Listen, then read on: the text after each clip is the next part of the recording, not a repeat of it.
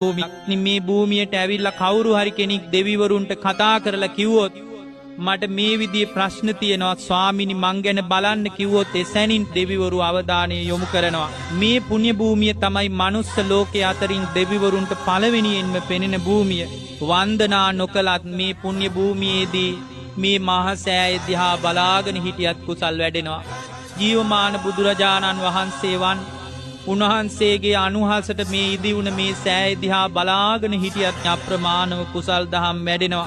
මේ ලංකාවේ ජීවය තමයි මේ මහා සෑරඳුන් වහන්සේ. මේ පාදම ළඟ දන ගහලා Tamanගේ නළල ස්පර්ශ කරලා අදිෂ්ඨාන ලබාගෙන ආශිර්වාදේ ලබාගෙන යන්න ඒ භාග්‍යවතුන් වහන්සේට වන්දනා කළා වගේ අප්‍රමාණව කුසල් දහම් පුරා ගන්න මේ පින්නතුන්ට අවකාශය ලැබෙනවා.